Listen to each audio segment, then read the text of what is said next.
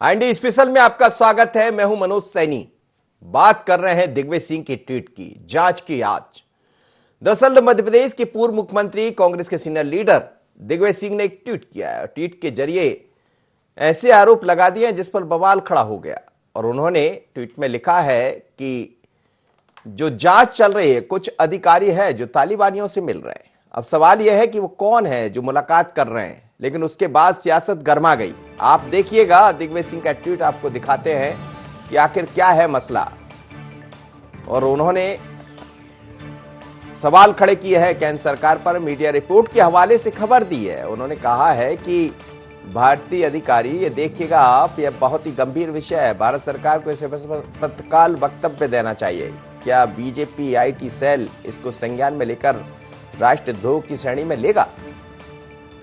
ये मसला है। और उसके आने के बाद से लगातार सियासत गरमाई हुई है। भारतीय जनता पार्टी ने एक साथ पलटवार कर दिया है। कई नेताओं ने हमला बोला है दिग्विजय सिंह पर। और इसके बाद ये ट्वीट देखिएगा, आज सुबह उन्होंने जारी किया। और उसके बाद से लगातार सियासत गरमाई हुई। ये बहुत ही गंभीर विषय, भारत सरकार को इस विषय पर तत्काल वक्तव्य देना चाहिए। और आईटी सेल इसको संज्ञान में लेकर राष्ट्रद्रोह की श्रेणी में लेगा, ऐसा उन्होंने कहा। पर कुछ बातें हैं जिन्हें अभी बंद ही रहने दीजिए। दिग्विजय सिंह के बात पर सवाल खड़े कर दिए हैं। मुख्यमंत्री शिवराज सिंह चौहान ने कह दिया कि तालिबानी हो चुके हैं दिग्विजय सिंह की सोच। उससे पहले गृह एवं जेल मंत्री डॉक्टर नरोत्तम मिश्रा ने भी हमला बोला है कि दिग्विजय सिंह की कोशिश है कि बिगड़े सांप्रदायिक माहौल।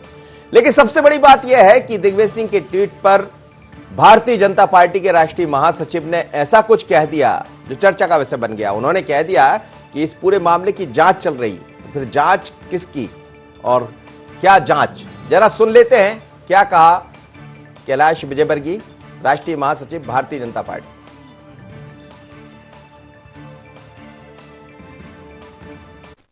अभी तो दिग्विजय सिंह जी की जांच हो रही है कि वो किस किस के संपर्क में। अभी तो दिग्विजय सिंह जी की जांच हो रही है कि वो किस किस के संपर्क में। तो आपने सुना, कैलाश विजयवर्गीय जी कह रहे हैं कि अभी तो दिग्विजय सिंह जी की जांच हो रही है कि वो किस किस के संपर्क में हैं। तो क्या वास्तव में केंद्र सरकार गंभीर है इस मसले को लेकर, जैसा कैलाश विजयवर्गीय जी कह रहे हैं? लेकिन जैसे ही ये ट्वीट सामने आया, उसके बाद हमला बोला है मुख्यमंत्री शिवराज सिंह चौहान ने। सबसे पहले सुन लेते हैं उन्होंने क्या कहा। ये कहा है कि तालिबानी सोच हो गई दिग्विजय सिंह की। सुनिएगा। उसके बाद फिर डॉक्टर नरोत्तम मिश्रा की बाइट भी सुनाते हैं, मध्य प्रदेश के गृह एवं जेल मंत्री की। सुनिएगा। तालिबान नेताओं से मिलने के लिए दौरा करवा रहे भारतीय अधिकारियों को, और उनकी मानसिकता तालिबानी है भाई। तालिबान नेताओं से मिलने के लिए दौरा करवा रहे भारतीय अधिकारियों को, और उनकी मानसिकता तालिबानी है भाई।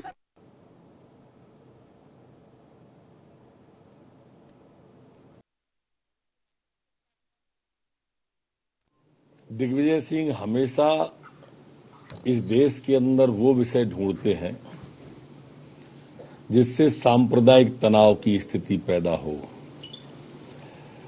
यही ट्वीट उस दिशा को संकेत दे रहा है। चलिए, तो आप सुन रहे थे क्या कह रहे थे डॉक्टर नरोत्तम मिश्रा। कह रहे थे कि हमेशा यही सोच होती है दिग्विजय सिंह जी की कि कोई भी ऐसी बात बोले जिससे तनाव पैदा हो। लेकिन उससे पहले शिवराज जी ने कह दिया कि तालिबानी सोच का परिचायक है। पर सवाल यह है कि जांच किस बात की चल रही है इस बार। इस मुद्दे पर हम बात करेंगे। मेरे साथ जुड़ रहे संदीप मिश्रा, हमारे bureau chief Bharatiya Janata party के दफ्तर से। चूंकि बीजेपी में आज तमाम नेता भी पहुंचे हैं और 3 अन्य मेहमान भी जुड़ेंगे, उनसे मैं आपका परिचय कराता हूं। सीधे चलते हैं संदीप मिश्रा के पास। संदीप, ये जैसे ये ट्वीट आया उसके बाद हम देख रहे हैं कि भारतीय जनता पार्टी के सभी नेताओं ने एक साथ पलटवार किया है बड़ी तेजी से। लेकिन जो कैलाश विजयवर्गीय जी कह गए कि जांच चल रही है, आखिर जांच किस बात की? बिल्कुल, देखिए सभी नेताओं ने अलग अलग तरह से प्रतिक्रिया दी है। जिस तरह से जैसे ही ट्वीट आया दिग्विजय सिंह का, तो उसके तुरंत बाद भाजपा के नेताओं ने और बड़े बड़े नेताओं ने, मंत्रियों ने भी लगातार पलटवार किया उनके ट्वीट पर। अगर हम बात शुरुआत से करें तो पहले गृह मंत्री डॉक्टर नरोत्तम मिश्रा ने उन पर तीखा हमला किया। फिर सीएम शिवराज ने खुद उन्हें तालिबानी बोल दिया। उसके बाद विश्वास सारंग ने भी कड़ा प्रहार करते हुए खुल करके कहा कि उनके खिलाफ जांच होनी चाहिए, उनके बैंक के खातों की जांच होनी चाहिए और उनके किस किस से लिंक है वो सारे लिंक इसकी जांच होनी चाहिए। उन्होंने ये इस बात का भी उल्लेख किया कि वो केंद्रीय गृह मंत्री को एक पत्र लिखेंगे और उनकी जांच करने की का आवेदन देंगे। लेकिन उसके बाद फिर जब राष्ट्रीय महासचिव कैलाश विजयवर्गीय ने बयान दिया तो उन्होंने साफ तौर पर कहा कि उनकी जांच हो रही है, उनके किस किस से संपर्क हैं, वो सारी बातें की जांच की जा रही है। तो इस तरह से उन्होंने आज खुल करके कहा कि फिलहाल जांच हो रही है। लेकिन जब ये पूछा गया कि किस तरह से जांच होगी, उसका पैमाना क्या होगा, तो उन्होंने कहा कि कुछ चीजें जो अंदर की है उसको अंदर ही रहने दिया जाए। यानी कि अब ये कहा जा सकता है कि जो बात आज खुल करके अब बाहर आई है तो बंद कमरे से, तो वो कहीं ना कहीं जैसे कहते हैं कि आग लगी है तो उसका धुआं कहीं दूर तक जरूर जाएगा। लेकिन तो संदीप इसमें हमने देखा है जब दिग्विजय सिंह जी के बयान, हालांकि कुछ दिनों से कैलाश जी की तरफ से कम सुनने को मिल रहा था, पर इस समय मध्य प्रदेश की सियासत में सक्रिय है, वो कुछ दिन पहले भी आए थे, आज भी यहां पहुंचे हैं, पर हमेशा दोनों के बयान बड़े चर्चा में बने रहे। दिग्विजय सिंह कुछ कहते हैं तो कैलाश जी देर नहीं करते, लेकिन ये अपने आप में बड़ी बात है कि जांच की बात वो कह रहे हैं। अब बिल्कुल अपने आप में बड़ा बयान है, क्योंकि अभी तक जांच की बात किसी ने नहीं कही है। जांच की मांग जरूर हुई है। अगर हम बात करें तो प्रदेश अध्यक्ष बी डी शर्मा ने भी जांच की बात कही थी, उन्होंने भी पत्र लिखा था राष्ट्रीय गृह मंत्री को। और उसके बाद अगर हम बात करें तो आज जैसे विश्वास सारंग ने भी पत्र लिखने की बात कही, उन्होंने भी जांच करने की मांग कही। लेकिन आज जिस तरह से यहां पर राष्ट्रीय महासचिव ने यह कहा कि उनकी जांच हो रही है, लेकिन किस तरह से जांच हो रही है, कुछ चीजें बंद कमरे में है, कुछ चीजें बंद है जो गोपनीय है, तो उसको बाहर ना लाइए। तो यानी कि बहुत सारी बातें अलग अलग तरह से उठ करके सामने आई हैं। तो अब ये तो खैर दिलचस्प है कि जांच हो रही है नहीं हो रही है, लेकिन जांच होने की जिस तरह से उन्होंने बात कही तो ये बात कुछ जरूर कहीं ना कहीं यहां पर सवाल खड़े करती है। चलिए, बहुत बहुत धन्यवाद, आप मेरे साथ जुड़े। इस वक्त 3 मेहमान जुड़ रहे हैं मेरे साथ। उमेश शर्मा जी है, भारतीय जनता पार्टी के प्रवक्ता, कांग्रेस के प्रवक्ता अजीत भदौरिया, और प्रकाश हिंदुस्तानी जी, वरिष्ठ पत्रकार। आप सभी मेहमानों को बहुत स्वागत है। उमेश शर्मा जी, ये जो दिग्विजय सिंह जी ने ट्वीट किया है, क्या मायने निकाले इसके? और कैलाश जी कह रहे हैं कि जांच चल रही, तो जांच किस बात की? दिग्विजय सिंह जी की बात हमेशा अर्थहीन होती है, उसमें मायने निकालने की कोई आवश्यकता ही नहीं होती है। वो पहले से ही निकले निकाय मायनों के साथ बातचीत करते हैं। दिग्विजय सिंह जी कांग्रेस पार्टी के चूके हुए नेता हैं। ये भी सत्य है कि एक समय उनका बड़ा व्यापक जनाधार मध्य प्रदेश में था, और ये भी सत्य है कि मरणासन्न कांग्रेस में आज भी अगर कांग्रेस के कार्यकर्ताओं की फौज किसी के साथ है तो उस नेता का नाम दिग्विजय सिंह जी है। अब चूंकि कमलनाथ जी ने उनकी दुकान पर निर्णायक रूप से ताला लगाने का फैसला कर लिया है, तो दिग्विजय सिंह जी जानते हैं कि उनको इलेक्ट्रॉनिक चैनलों के कैमरे के फोकस में कैसे बने रहना है, प्रिंट मीडिया में डबल कॉलम या 4 कॉलम की जगह को कैसे घेरना है। इन सारी चीजों में दिग्विजय सिंह जी पारंगत है, और उनको मालूम है कि मैं सकारात्मकता की बात करूंगा तो कहीं स्थान नहीं मिलेगा, तो वो इस तरह के नकारात्मक बयान देना उनके स्वभाव में शामिल हो गया है। क्या है कि वो जाकिर नाइक से प्रभावित है, और उनका जो पाकिस्तान प्रेम है वो किसी से छुपा हुआ नहीं है।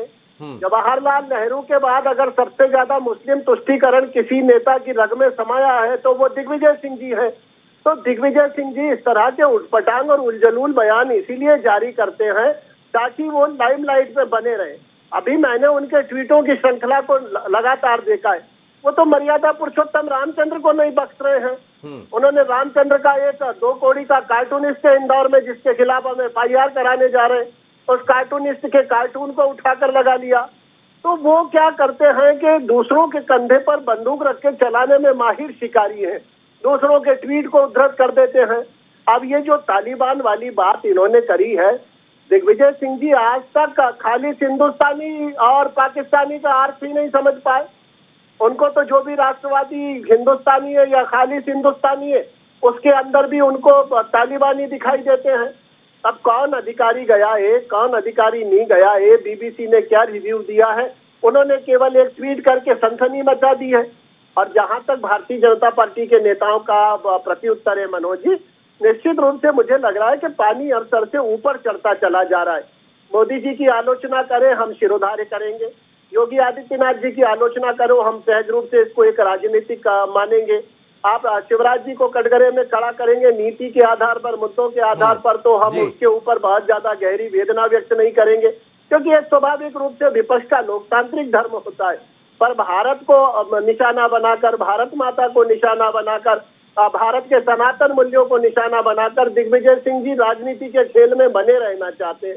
ये दिग्विजय सिंह जी का जो स्वभाव है वो अच्छी स्वभाव नहीं है, पर चूंकि छपाक पिपासु व्यक्ति हैं तो अब क्या कहा जा सकता है। जी, लेकिन उसमें जो आप कह रहे हैं कि उनको आता है ये कि कौन से बयान से कहां उनको जगह मिल जाएगी अखबार में या इलेक्ट्रॉनिक मीडिया में, लेकिन इसमें बयान आ जाते हैं फिर सामने पार्टी की तरफ से, तो उसमें और जगह मिल जाती है। उमेश जी, हमारी वो हमारा जो वैचारिक दर्शन है उस पर प्रहार करते हैं। हमारे नेताओं पर प्रहार करेंगे तो हम पलटवार इतनी जल्दी नहीं करेंगे, हम तथ्य के साथ जवाब देंगे। वो भारत की वैचारिक मुख्यधारा पर प्रहार करते हैं, वो भारत के सनातन मूल्यों पर प्रहार करते हैं, वो हमारे वैचारिक अधिष्ठान को निशाना बनाते हैं।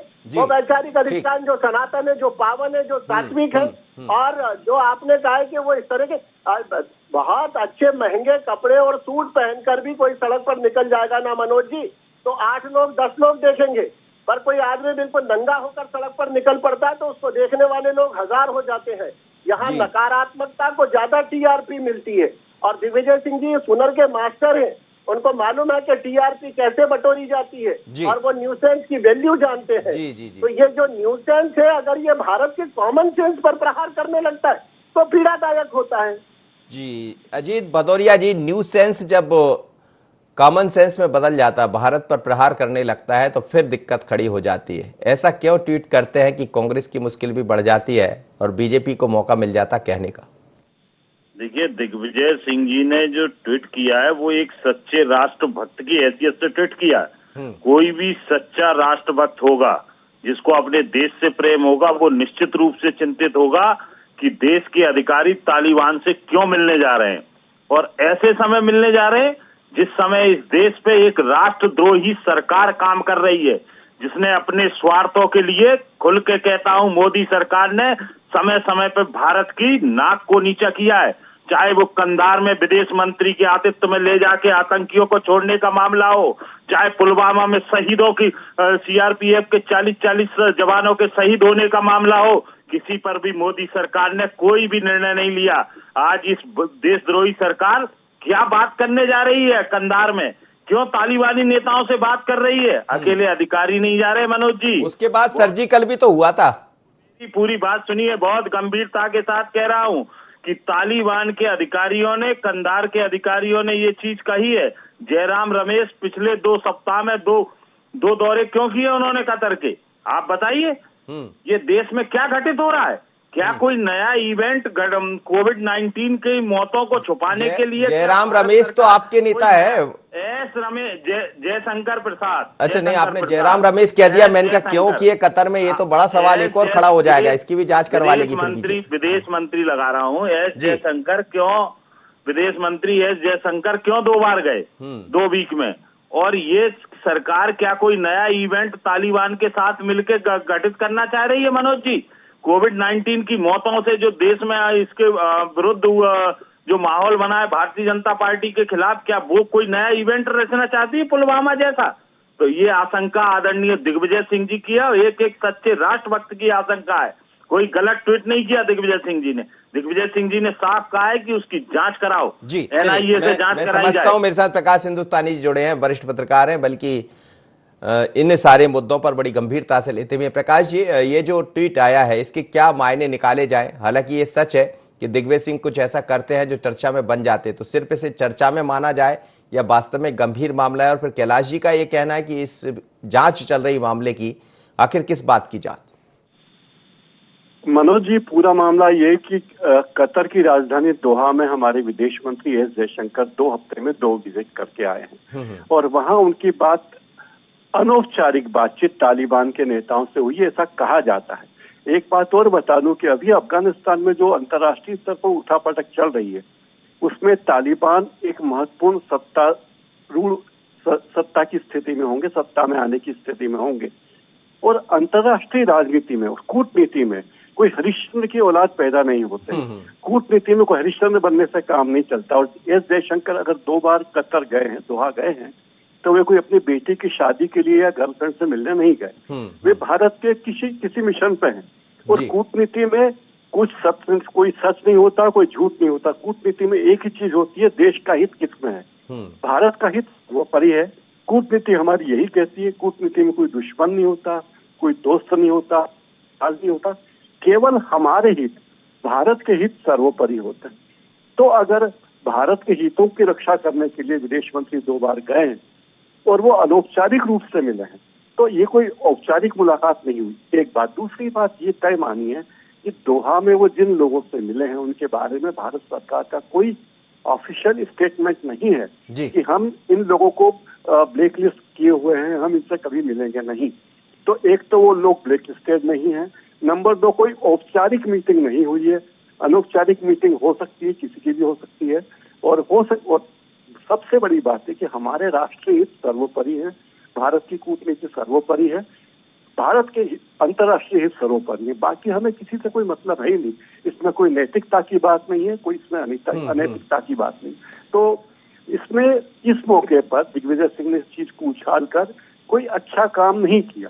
मुझे लगता है कि इससे भारत की प्रतिष्ठा और हमारे अंतर्राष्ट्रीय, अगर कोई गोपनीय मिशन भी है तो गोपनीय मिशन को, अब कतर के विदेश मंत्री ने एक वेबिनार में ये बात कही जिसके बाद तमाम वेबसाइट में और अखबारों में ये बात छपी है। तो अगर कतर के विदेश मंत्री ये बात कहते तो हम कतर के विदेश मंत्री से क्यों हम जोलियां कर रहे हैं? हमें हमारे देश की सोचनी है। और अगर वो गए हैं, किसी तालिबानी नेता से मिले भी हैं, क्योंकि अफगानिस्तान बहुत ही सेंसिटिव मामला है। पाकिस्तान की पूरी निगाहें अफगानिस्तान में है। तालिबानी अफगानिस्तान में अपना शिकंजा कसते जा रहे हैं। अफगानिस्तान में भारत ने बहुत सारा निवेश किया है। भारत के अंतर्राष्ट्रीय हित दशकों से उसके साथ जुड़े हुए हैं। सदियों से भारत के व्यापारिक रिश्ते रहे, सदियों से व्यापारिक रिश्ते रहे।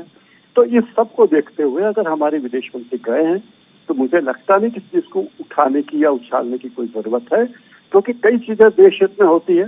पार्टियां अपनी जगह है, राजनीति अपनी जगह है, मंत्री पद अपनी जगह है, विपक्ष अपनी जगह है, लेकिन देश हित सर्वोपरि है। कूटनीति में यह होता है और राजनीति में भी यही होना चाहिए। बिल्कुल आप ठीक कह रहे हैं सर। देश इससे बड़ा क्या होगा, राष्ट्र से पहले क्या होगा? राष्ट्र सबके लिए सर्वोपरि, लेकिन राष्ट्र के नाम पर जब सियासत होने लगे इस तरह की तो फिर सवाल खड़े होते हैं। उमेश जी कुछ बातें कह रहे थे, अजीत भदौरिया जी, लेकिन सवाल ये भी है कि ये सब बातें चूंकि हिंदुस्तान से जुड़ी हुई बातें हैं तो ऐसी बातें बाहर भी नहीं आना चाहिए। ये कहीं ना कहीं घातक भी है देश के लिए। मुझे लग रहा है कि प्रकाश जी ने जितना विशद विश्लेषण करा है, अब मेरी स्वयं की भावना भी उसी रूप में विश्लेषण करने की थी, पर मेरी अपनी प्रतिबद्धता है। एक राजनीतिक दल के प्रवक्ता होने के नाते उस तरह से उसको विश्लेषित नहीं कर सकता था जितना सटीक विश्लेषण प्रकाश जी ने करा है। तो मुझे लग रहा है कि दिग्विजय सिंह जी को अपने ट्वीट का प्रत्युत्तर शालीनता के साथ और सारगर्भित शब्दों में प्रकाश हिंदुस्तानी जी की शब्दों में प्राप्त हो जाएगा। एक तो ये बात, मैं प्रकाश जी साहब का बहुत धन्यवाद करता हूं, उन्होंने बहुत ही सटीक और बहुत विश्लेषण करा है। ये सत्य बात है कि हम लोगों का जो अपना अंतर्राष्ट्रीय कूटनीतिक क्षेत्र होता है उसके दायरे आवश्यक नहीं है कि वो हमेशा परिधि में हो। कई बार हमको परिधि में बाहर जाकर भी कुछ क्रियाकलाप करने पड़ते हैं और इतिहास गवाह के प्रत्येक सरकार इस प्रकार का करती है और ये आवश्यक भी होता है क्योंकि देश सर्वोपरि होता है। तो खैर वो मेरा विषय नहीं है और मैं विदेश नीति का उतना निष्णात और विशेषज्ञ भी नहीं हूं कि उस पर बहुत ज्यादा बोल पाऊं। और चूंकि मेरा जो दायित्व है वो केवल प्रदेश प्रवक्ता का है, इसलिए मुझे लगता है कि मुझे अपने दायरे में रहकर ही विचार व्यक्त करना चाहिए। प्रकाश जी ने बहुत अच्छे से उस सारे विषय को स्पष्ट कर दिया जो मेरे अपने मनोभाव थे। मुझे लगा कि मेरी जो बात थी उन्होंने बहुत अच्छे ढंग से कही है, आम हिंदुस्तानी की बात कही है, आम भारतीय की बात कही है। अब दूसरा जो मेरे कांग्रेस के प्रवक्ता साथी कह रहे थे कि ये हो गया और कंधार में मोदी जी तो कंधार के समय मोदी सरकार तो थी ही नहीं, ठीक है ना। एक उन्होंने बहुत गंभीर आरोप लगाया कि पुलवामा जैसी, तो ये जो घृणित भाषा है, यही घृणित भाषा तो दिग्विजय सिंह जी बोलते रहे, यही घृणित भाषा कांग्रेस पार्टी बोलती रही है कि आम चुनाव सर के ऊपर था तो पुलवामा में शहीदों का बलिदान करवा दिया गया। ये जो घृणित भाषा दिग्विजय सिंह जी बोलते हैं, अब मुझे लग रहा है कि वही आचरण नीचे तक उतर कर चला रहा है। इनको भारत की जो सरकार है उसकी बहादुरी दिखाई नहीं देती है, इनको सर्जिकल स्ट्राइक दिखाई नहीं देती है, इनको एयर स्ट्राइक दिखाई नहीं देती है, इनको ये नहीं दिखाई देता है कि बिलिस्ती भर का पाकिस्तान जो 70 साल से अंतर्राष्ट्रीय मंचों के ऊपर हमारे ऊपर दहाड़ रहा था, पिछले 4-5 सालों में उसका टेटुआ इतना बुरी तरह दबा दिया गया कि अब उसकी आवाज किसी मंच पर नहीं निकलती है। अब कभी नहीं अब दिखाई देता है कि पाकिस्तान आतंकवाद की कमर तोड़कर रख दी है। कश्मीर के अंदर धारा 370 को समाप्त करके आतंकवाद के नाक के फन को कुचला गया। क्या है कि सीधा जवाब देने की नीति पर सरकार काम कर रही है। कांग्रेस पार्टी के मित्रों की कठिनाई ये हो गई है, चाहे देश में हो या प्रदेश में हो, कि वो अब नीतियों के आधार पर आलोचना करने के लायक बचे नहीं, मुद्दों के आधार पर आलोचना करने के अवसर मोदी सरकार देती नहीं है, तथ्यों के आधार पर आलोचना करने का विवेक उनके पास है नहीं, तो वो क्या करते हैं कि अब व्यक्तिगत प्रहार करते हैं, कमर के नीचे वार करते हैं। अजीत जी, इन प्रहार से कब आखिर नुकसान तो आपको देखिए, कुछ दिन पहले धारा 370 को लेकर भी जो बयान सामने आया दिग्विजय सिंह जी का, जो चर्चा हुई थी क्लब हाउस में, वो काफी चर्चा का विषय बन भी गई और उसमें फिर धीरे धीरे कर कांग्रेस की तरफ से भी कहना पड़ा कांग्रेस को कि हम इस मुद्दे पर बात नहीं करेंगे, उनका अपना बात हो सकती है। इसी तरह है तो वो कांग्रेस के एक जिम्मेदार लीडर, पूर्व मुख्यमंत्री है, बड़ी जिम्मेदारी निभा रहे, राज्यसभा के सदस्य, ये सब बातें सामने आती तो कहीं ना कहीं बात तो देश की होने लगती है, और देश की जब राष्ट्र की बात होती तो राष्ट्र अलग हो जाता और बाकी चीजें अलग हो जाती। देखिए, मैंने पहले तो मोदी को कोड नहीं किया था कंधार में, मैंने कहा था बीजेपी सरकार थी, उस समय भी बीजेपी सरकार थी। पहली चीज मैं ये स्पष्ट कर दूं उमेश जी को। और दूसरी बात, प्रकाश जी ने कहा कि दिग्विजय सिंह जी को नहीं करना चाहिए, तो दिग्विजय सिंह जी ने तो एक खबर को ट्वीट किया है, बीबीसी हिंदी की खबर को। वो कोई ऐसी चोरी छुपे तो बात थी नहीं कि चोरी छुपे कोई बात हो, दिग्विजय सिंह जी ने उसका फोटो एक्सपोज कर दिया। दिग्विजय सिंह जी तो सरकार से कह रहे हैं कि आप इससे वक्तव्य दो, और बीजेपी आईटी सेल क्या इन लोगों को भी क्या देशद्रोही सिद्ध करेगी, जो हर व्यक्ति को क्या हर मुद्दे पर वक्तव्य यदि सामने आ जाए, जैसे मान लीजिए कोई हमला बोल रहा है कोई, आज क्यों नहीं आना चाहिए? भारत सरकार क्या कर रही है, अगर वो एक्सपोज हो जाके तो देना चाहिए ना वक्तव्य। आप क्लियर करिए स्थिति अपनी, क्यों नहीं क्लियर करेंगे स्थिति? तो आप जो करें वो सही है। आप बिना बुलाए नवाज शरीफ के यहाँ जाके बिरयानी खा के आए नरेंद्र मोदी, वो सही है। 1100 करोड़ के वैक्सीन जाके फ्री में पाकिस्तान को दे दें, मोस्ट फेवरेबल नेशन को, तो वो सही है। वो अंतर्राष्ट्रीय कूटनीति में आ गया। आज शर्म करिए भारतीय जनता पार्टी के लोगों, आज भारत की जीडीपी बांग्लादेश से पीछे हो गई है। आप लोगों को शर्म आना चाहिए। यही कर करके आप लोगों ने देश को कहां गुमराह कर दिया, लाखों करोड़ों लोग मर गए। एक बड़े मीडिया ग्रुप ने इसी मध्य प्रदेश का छापा था, 1,70,000 लोग मरे मई में। उस चीज पे गौर क्यों नहीं करते? इसी तरह के बयान मौका देते रहे बीजेपी को बोलने का, इसी तरह के बयान कांग्रेस की मुश्किल नहीं बढ़ाते। मैं ये मनोज जी आपसे ही पूछ रहा हूं, मैं उस ट्वीट में दिग्विजय सिंह जी की क्या गलत है, आप मुझे बता दीजिए, एक शब्द गलत बताइए। चलिए, नहीं, यदि कोई मीडिया ऐसा, हाँ, आप क्या गलत है उसमें? आप उनका पूरा ट्वीट पढ़ लीजिए। चलिए, वो दिखा रहा हूं, मैं पढ़ रहा हूं, सामने ही है। विनम्रता के साथ एक गलत शब्द बता दें, जिस चीज पर चर्चा करा रहे, एक गलत शब्द बता दें तो आप जो कहे मैं करने के लिए तैयार हूं। नहीं, गलत शब्द बता दीजिए उसमें।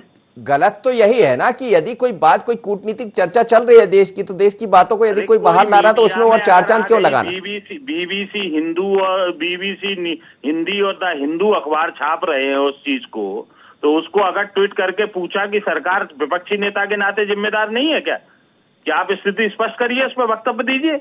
प्रकाश जी, इसमें स्थिति स्पष्ट होना चाहिए क्या?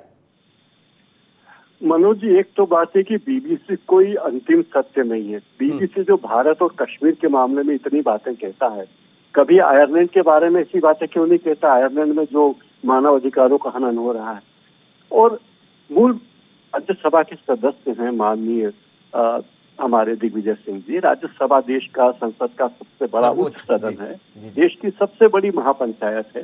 जो उस महापंचायत की सभा होने के लिए रुकते, उसके सभापति महोदय को उपराष्ट्रपति जी को चिट्ठी लिखते, उस बारे में कोई बात करते। लेकिन जब कोई चीज पकी नहीं है, जिस बारे में कोई निर्णय नहीं हुआ है, देश के हित में कोई काम हो रहा है, तो कई बार क्या होता है कि जो बातें, कुछ बातें होती है जो आप बेडरूम में करते हैं, कुछ बातें होती है जो आप ड्राइंग रूम में करते हैं, कुछ बातें जो आप बरामदे में कर सकते हैं। तो कूटनीति में भी ऐसा ही होता है कि कुछ बातें आप अंडरलाइन रखते हैं, उसके बारे में कुछ कहते नहीं है, घोषित नहीं करते, और जरूरी नहीं होता कि उसके बारे में। एक और बात आपको बता दूं मनोज जी, अभी हमारे दोनों साथियों को शायद पता नहीं, उस सभा में, उस मीटिंग में ये बात, भारतीय प्रतिनिधिमंडल था, ये बात तो ठीक है, अमेरिका का प्रतिनिधिमंडल भी था। कोई ऐसा नहीं कि वो कोई गोपनीय मिशन पे गए थे और गर्लफ्रेंड से मिलने गए थे, कोई गोपनीय मिशन नहीं था। जब अफगानिस्तान में उथल पुथल हो रही है, तब कतर में तालिबान के लोग हैं, उनसे मिलने के लिए दुनिया के सभी बड़े बड़े देशों के लोग अपनी अगली रोटी बिठाने में लगे कि अगर अफगानिस्तान में अगला दौर क्या आता है, उसमें हमारी सरकार की स्थिति क्या होती है। और ये सामान्य कूटनीति की प्रक्रिया। एक बात और बताऊं मनोज जी, एक दौर ऐसा आया था जब मालदीव में फौजी क्रांति हो गई थी और वहां के राष्ट्रपति महोदय जो है वो छुपते फिर रहे थे। तब हमारे भारत की सरकार ने कूटनीतिक अभियान के तहत 3 विमानों में कमांडो भेजे थे और उन्होंने पूरे मालदीव में एयरपोर्ट पे कब्जा किया। मालदीव के आकाशवाणी के रेडियो स्टेशन पे और दूरदर्शन पे मतलब टीवी स्टेशन पे कब्जा किया हमारे कमांडोज ने। और वहां के राष्ट्रपति जी से कहा कि अब आप भारत चलिए, हम आपकी जान बचाएंगे। तो उन्होंने कहा कि मैं देश छोड़कर नहीं जा सकता क्योंकि मैं यहाँ का चुना हुआ राष्ट्रपति हूँ। ऐसे मौके पे उन्होंने कमांडोज ने भारत में राजीव गांधी प्रधानमंत्री थे, उनसे बात की। तो उन्होंने अगर राष्ट्रपति मालदीव के राष्ट्रपति भारत नहीं आना चाहते तो उन्हें न लाएं, लेकिन इस बात को सुनिश्चित करें कि वहां पे सैनिक जो विद्रोही हैं, फौजी विद्रोही, वो सभी मारे जाएं और वो शांतिपूर्वक वहां विराजित रहे। कई महीनों तक वहां पे भारतीय सेना भारतीय गुरिल्ला बैठे रहे, डटे रहे। और ये गोपनीय चीजें होती है, ऐसा कोई बहुत बड़ी बात नहीं, कोई क्रांति करने की कोई बात नहीं। और ये अंतर्राष्ट्रीय राजनीति में जो कूटनीति में जो होता है उसकी 5% खबरें भी बाहर नहीं आती, आना भी नहीं चाहिए। बहुत उछलने की जरूरत नहीं। बिल्कुल सही कह रहे हैं आप, क्योंकि ये कूटनीति का मसला होता है। बहुत बहुत धन्यवाद आप सभी मेहमानों का। लेकिन कई बार हिंदुस्तान की कूटनीति का दुनिया भर ने लोहा माना है और जब बातें अंदर खानों में होती है तो कोई जरूरी नहीं कि उनको बाहर लाया जाए। ये हम सब की जिम्मेदारी है। पहले देश है, बाद में तमाम तरह की चीजें। लेकिन कई बार सियासत में आजकल बातें बाहर आ जाती है जो मुश्किल भी बनती है और एक नई परेशानी खड़ी करती है। पर दिग्विजय सिंह ने यदि बीबीसी का जिक्र करके इस बयान को कहा है, बात कही है, तो इसमें क्या देखा जाए? क्या वास्तव में ये गलत है? ये तो जनता तय करेगी। पर इतना जरूर है कि अब इस पूरे मसले को लेकर सियासत गर्मा गई है।